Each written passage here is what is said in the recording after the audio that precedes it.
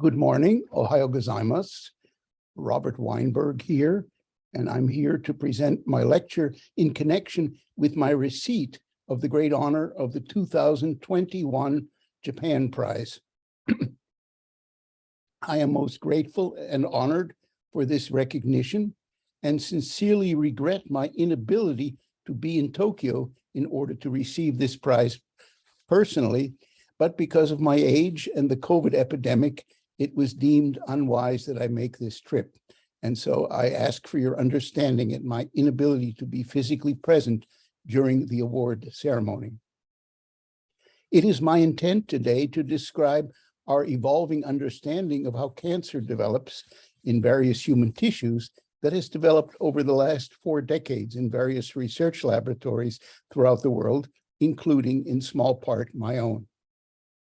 We know that the development of a human cancer is a development of multiple successive steps indicated here in this cartoon, where in the context of the colon, one has multiple alternative states of tissue disorganization, which are increasingly abnormal, aberrant, and as these tissues develop in the direction of first primary tumors and eventually tumors that spread to distant sites in the body, they become increasingly life-threatening. These various abnormal tissues appear quite different under the microscope from one another, and they can be identified by pathologists looking through the microscope as representing various stages of tumor development. Here we see that this process of multiple steps in the context of the human colon is echoed by similar processes that operate in other tissues throughout the human body and yield commonly occurring human cancers. So the lessons learned from colorectal cancer, in fact, are transferable to other kinds of human cancers and their development. We know that the processes as a whole take a long time. Here is one of the only accurate measurements of how long it takes for a human tumor to develop. This is the red line indicates the consumption of cigarettes, of tobacco among American men, and the green line indicates the incidence of lung cancer. In fact, this is also transferable to the global consumption of tobacco and the global increase in lung cancer. And here we see the lag between these two curves is almost precisely 30 years. We have other indications of how long these multi-step processes require. Here are a variety of different kinds of tumors in men and in women. In general, adult human cancers take as much as 4.5 decades to develop, with the exception in women of breast cancer. But clearly, all of these delayed appearances of cancers indicate a long process, a complex process that only rarely succeeds, and when it does so with great delay, indicating that there are multiple underlying steps that are required in order for these processes to reach completion. In fact, each of these distinct stages has its own specific name in the pathological literature. We can see those names here, and they represent these different microscopic changes in tissues as cells evolve to higher and higher grades of abnormality. In fact, my co-awardee, Bert Vogelstein, already in 1989-1990, demonstrated that as tissues evolve progressively towards more and more states of abnormality, they acquire a series of distinct genetic alterations indicated here. These changes might be portrayed as simply markers which reveal how far a tumor has advanced, but in fact, they are likely to represent genetic changes, somatic mutations that are acquired during the process of tumor progression and actually drive forward the formation of these increasingly abnormal tissues. In other words, these are the causal changes that derive from somatic mutations and drive the acquisition of these increasingly abnormal tissue types, as we see in, for example, the instance of colorectal carcinoma. In truth, there are multiple genetic paths that cancer cells or precancerous cells can take, en route to becoming highly malignant. The first step is more often than not involving this particular gene APC, but there are alternatives. The second step can involve any one of these alternative mutant genes. The third step, at least 2 distinct alternatives, and the fourth step, yet others. And so in order for this process to reach completion, multiple alternative genetic paths may be taken en route from being fully normal to the formation of a primary tumor, which is here portrayed as a carcinoma. In 1983, workers in my laboratory developed the first description of why this might be so complicated. In this case, not working with human cells, but rather with rat embryo fibroblasts. Thus, if they introduced either a MYC or an E1A oncogene in the form of DNA into these cells, nothing happened to these cells growing in a petri dish. If they introduced a RAS oncogene into these cells, nothing happened. But if they introduced coordinately MYC or E1A together with RAS, then they got these small clusters, these colonies of abnormal cells called foci. And when the cells were retrieved from these foci, they could generate tumors in appropriate mouse hosts, indicating that one needed at least 2 introduced genetic alterations in order to convert a normal rat embryo fibroblast into an actively growing cancer cell, indicating the potential complexity of this process, which in fact is much greater in the context of human cell transformation. In 1999, we found that one actually requires 5 changes in the genomes of cells or 5 different signaling systems in an individual human cell in order for that cell to be transformed from a normal growth state to a cancerous growth state. These 5 changes are indicated here, one after the other, and one can actually realize these changes through multiple alternative genetic changes seen here below the 5 columns indicated here.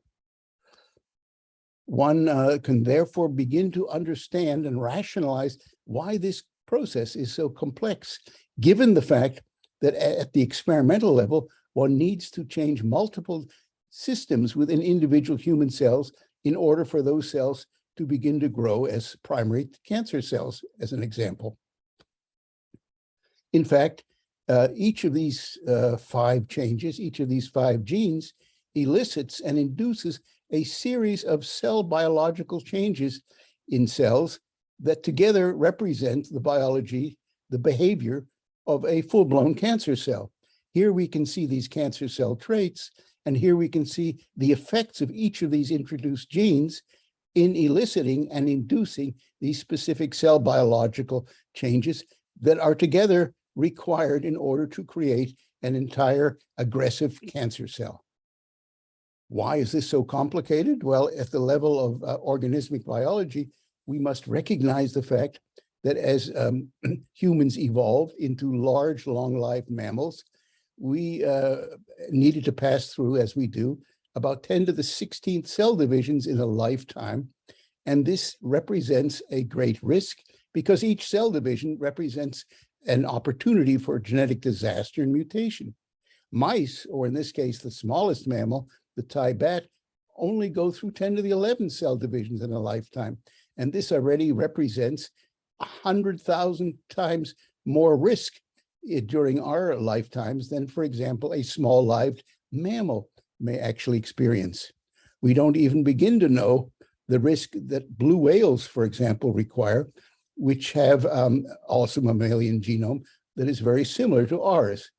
The point is, however, that as we evolved, our cells needed to be protected by increasing levels, by increasing barriers that prevented self-transformation. And as a consequence, our cells became very difficult, very complex to transform. That describes and explains why the great majority of us can go through a lifetime without developing inadvertently a cancer. In fact, my own laboratory contributed to several of these genetic changes and their understanding.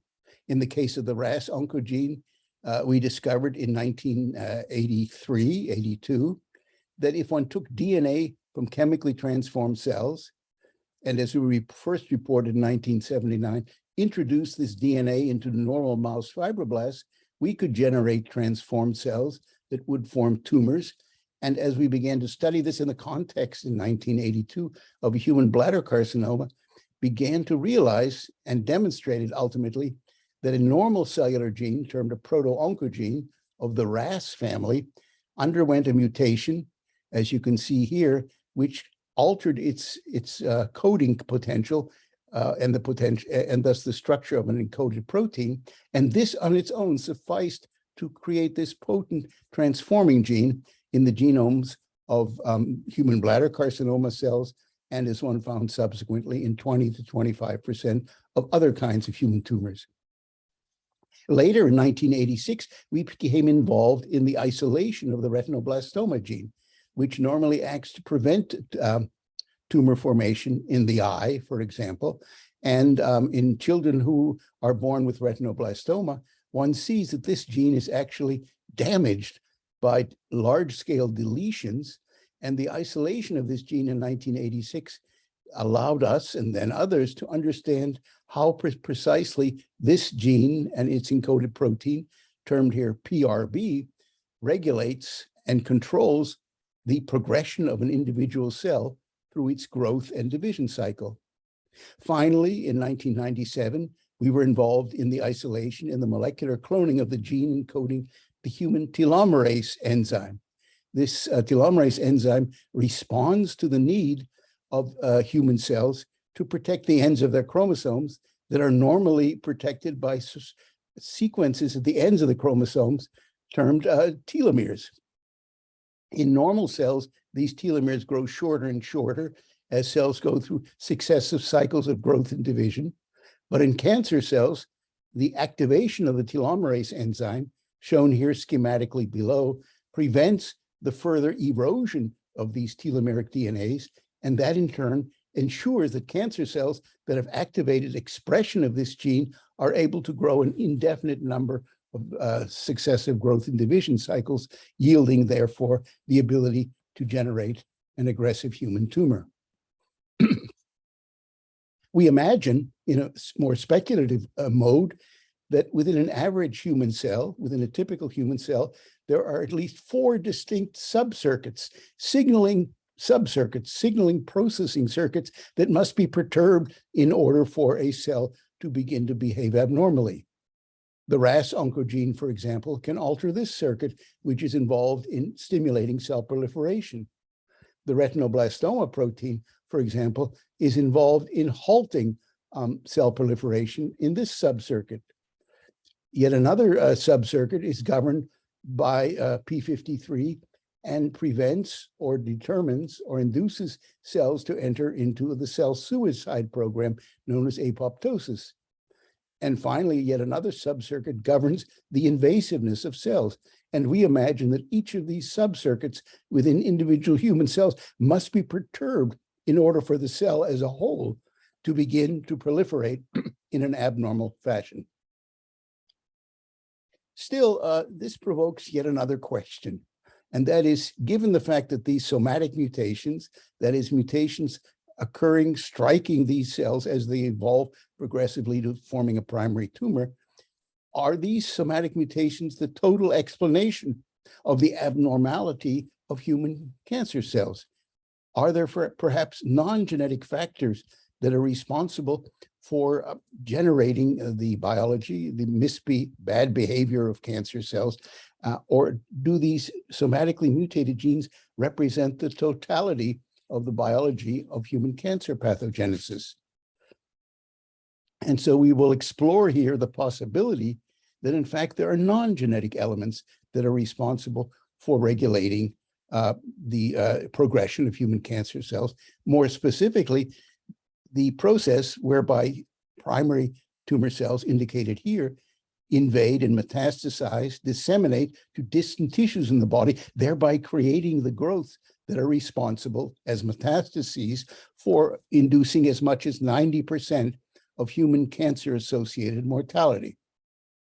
In fact, this last step, which I depicted before as a single step, actually controls or involves a whole series of sub-steps indicated here together and termed together the invasion metastasis cascade, and involving cells in a primary tumor acquiring the ability to invade locally, to enter into blood vessels, to translocate through those blood vessels, ultimately to escape from those blood vessels and form minor growths in distant tissues, in the parenchyma of distant tissues. And on rare occasion, these minor growths, termed micrometastases, can actually begin to expand and form the macroscopic metastases, which ultimately can be lethal, that is, life-threatening. So obviously the complexity of this process provokes a very critical question. How is it possible for cancer cells to acquire the capability to execute all of these distinct steps? Does this happen through the needed acquisition of additional mutations, or are there alternative explanations for how cancer cells succeed in negotiating the complex steps of the invasion metastasis cascade? And I will argue for the latter case. And that latter case is illustrated here by the behavior of human breast cancer cells experimentally transformed that are growing within a mouse tissue. Outside here in this micrograph, we can see the nuclei, the blue nuclei of the mouse host cells. And within this white boundary, we see the implanted human cancer cells. And as is evidenced from here, the human cancer cells exist in two states. The red state represents the initially present epithelial cells. They're thought to be epithelial on the basis of the fact that they express a protein called a cytokeratin. However, as we see in this micrograph, these red cells eventually spawn and generate green cells. And the green cells no longer express the epithelial marker cytokeratin, but instead express vimentin and therefore have become mesenchymal. Here, some of these green cells actually acquire invasiveness as indicated by their shape. And this change from an epithelial to mesenchymal state evidently occurs without any need for the mutation of the sequences in the DNA of the cancer cells. In other words, it's a non-genetic or epigenetic process.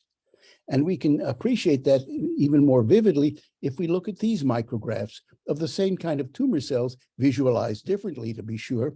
Here we have epithelial human breast cancer cells, carcinoma cells, growing within a host stroma. These are cells recruited from the host mouse that provide the stroma, which in turn generates the support for the growing carcinoma cells. And what we see here is that these epithelial carcinoma cells all express the epithelial marker cytokeratins.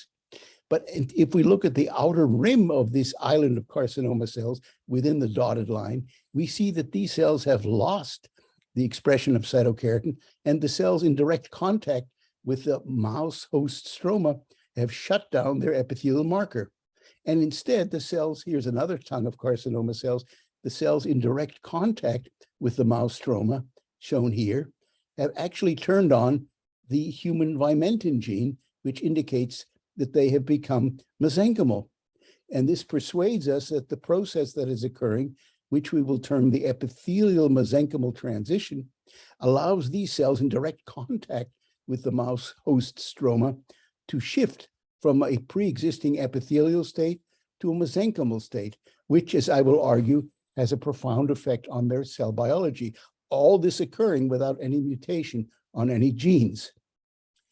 We can see how this might arise in this in vitro culture model, where we see that if we look at human carcinoma cells indicated here, if they release interleukin-1, which is a signaling molecule, if it impinges on nearby stromal cells from the mouse host, these host cells will respond reciprocally by generating a whole series of other signals that go back and impinge on the carcinoma cell that first initiated this interaction.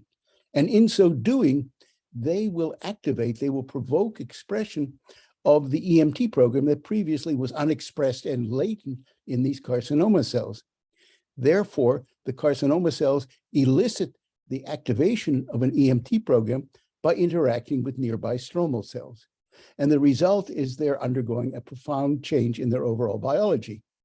The EMT program, which I've described here, involves changes in a whole series of traits, including both their shape and their motility, their ability to move around, and a series of other proteins. In fact, there are 300 or 400 other genes which actually undergo a change in expression when cells go through or activate their previously latent EMT program and move from an epithelial to a mesenchymal state.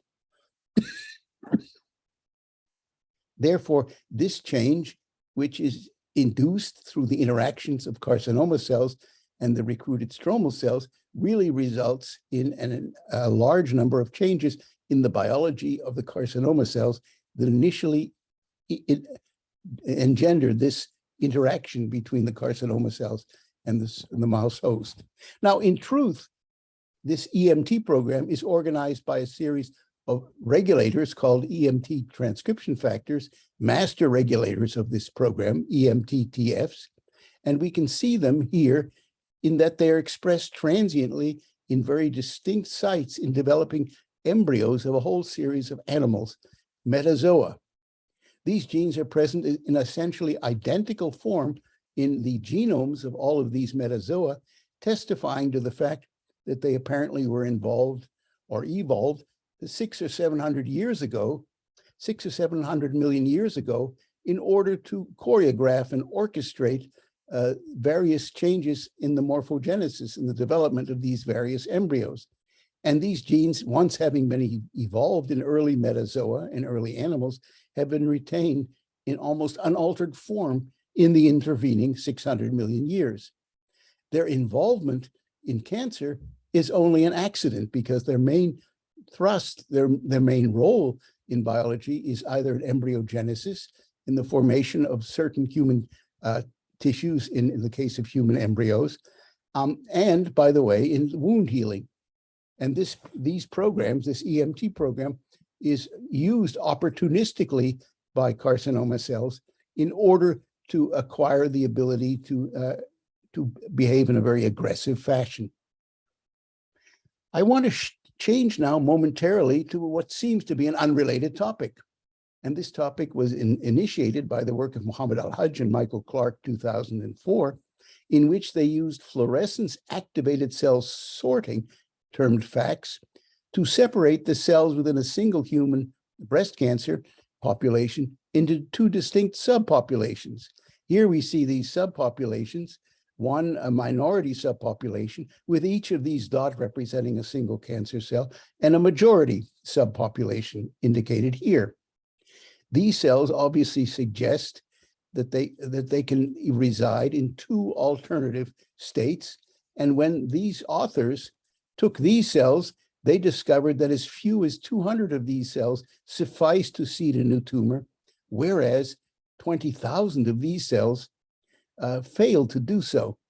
And this suggests that these cells reside and exist in two distinct subpopulations within a single human tumor, or even a single mouse tumor. These cells are endowed with the ability to seed a new tumor, and therefore are called tumor-initiating cells or cancer stem cells, whereas the majority cells, even 20,000 of them, fail to seed a new tumor. And this again suggests that these two alternative states are shared by the cells within a given tumor.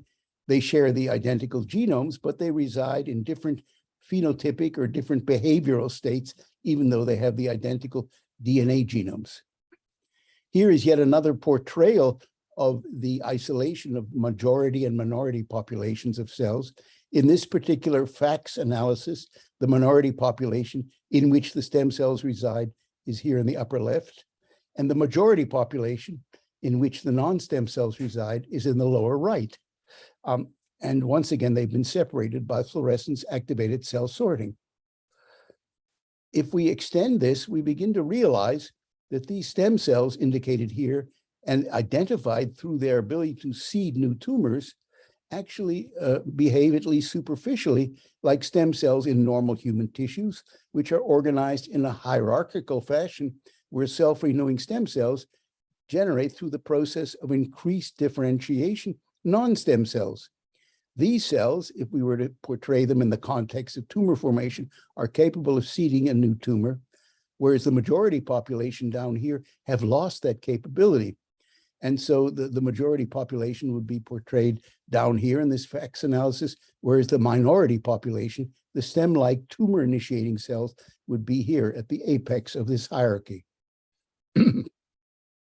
Some years ago, the two postdocs in my laboratory asked the following question: what would happen if we introduced EMT-inducing transcription factors into these cells here? Would that have any effect on their residence in either the non-stem cell or the stem cell state? And what they did, therefore, was to introduce one or two of these EMT-inducing transcription factors, either snail or twist in this case, and they observed, as one might hope, that the cells which previously gave an epithelial morphological appearance now began to take on a mesenchymal appearance, as might be anticipated through the known actions of these two transcription factors.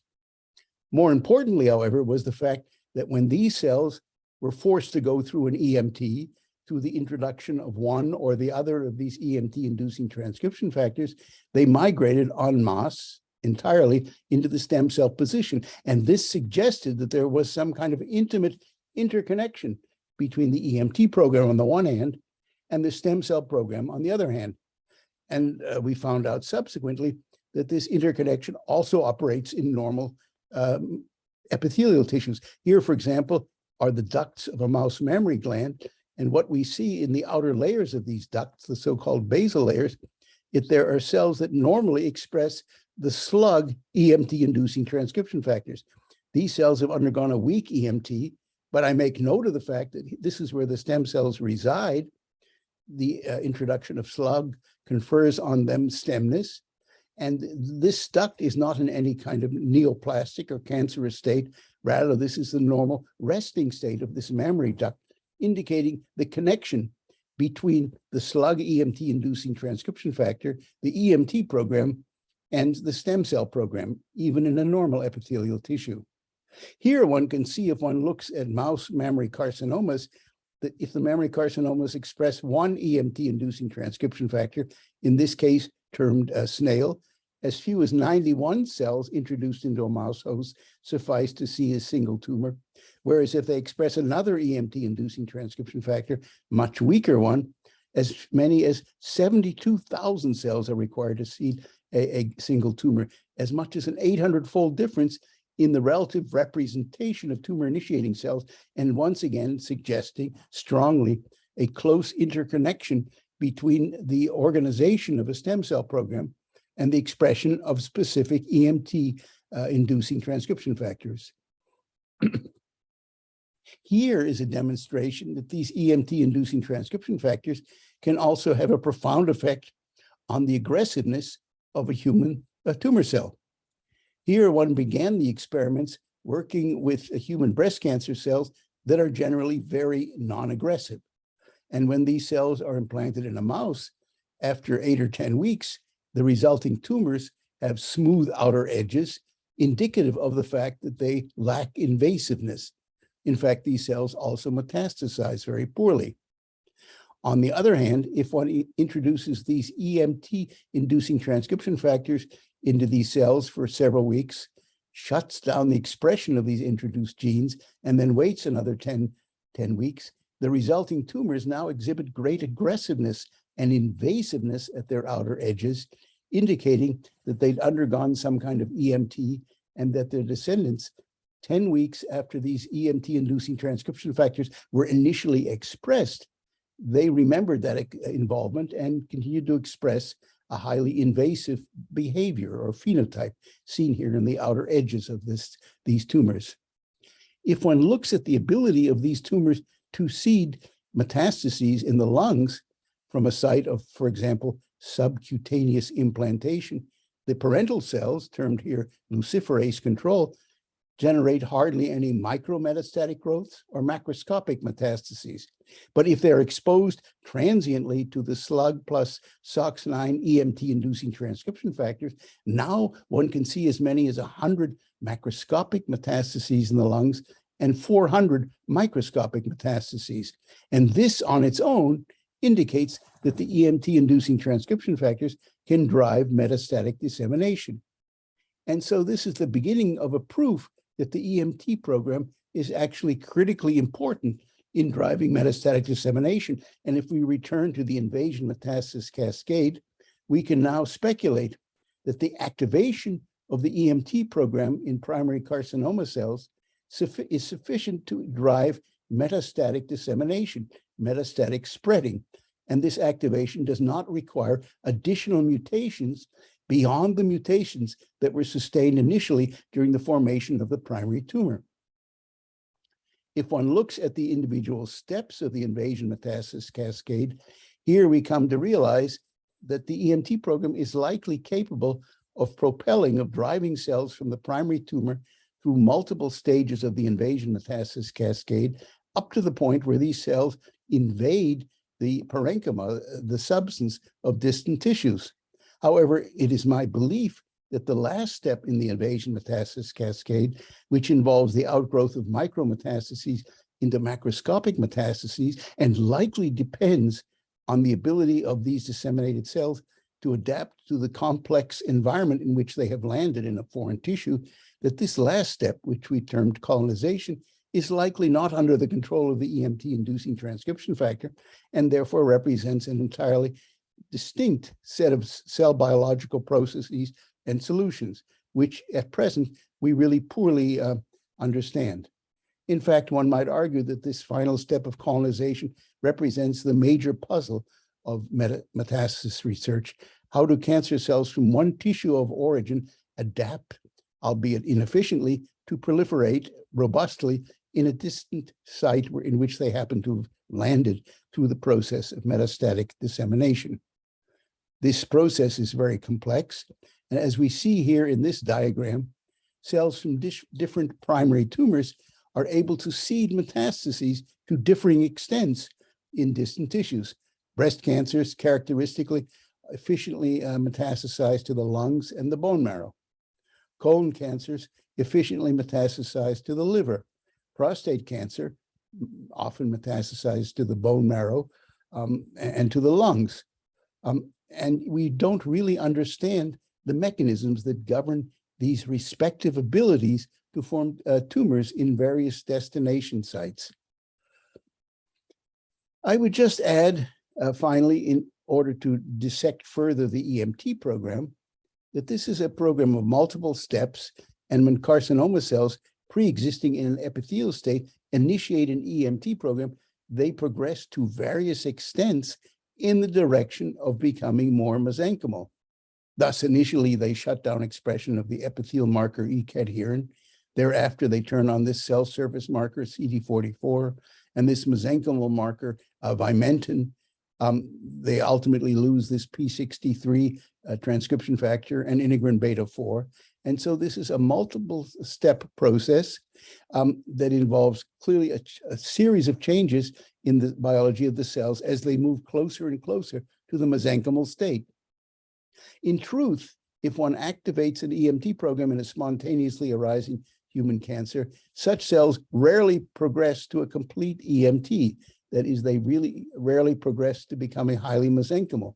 Instead, they usually land at different sites along the E versus M spectrum. And therefore, this also tells us something about where tumor-initiating cells or cancer stem cells reside. They reside in the middle here. They reside among cells which have mixed epithelial and mesenchymal attribute, retained epithelial attributes, and acquired recently mesenchymal attributes.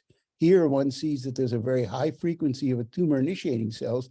In this particular experiment, 1 in 3,000 cells suffice to create a single tumor, whereas the cells that have moved all the way over to the mesenchymal side, this required 750,000 cells to seed a single tumor, indicating a 250-fold difference in tumor-initiating ability. To put it differently, cells that advance to the middle of this spectrum have the possibility of acquiring stemness and tumor-initiating capability, whereas cells that have moved too far in the direction of becoming highly mesenchymal lose this ability. So this begins to tie ever more closely the actions of the EMT program with the stem cell program. To summarize, we come to realize that the EMT program involves not only the aforementioned changes in cell biology, but it confers on cells stemness, here the trait of self-renewal, and something I've not discussed, that is the acquired resistance of cancer cells to various types of chemotherapy. Also, one of the downstream consequences of the EMT, which is still only incompletely understood. I would mention as well, in work that I've not had the time to show here, that when cells move through an EMT, they lose sensitivity to elimination by checkpoint immunotherapy, and they become resistant to these recently developed forms of anti-tumor immunotherapy. So this program holds multiple implications for the biology of cancer cells and their behavior in the clinic.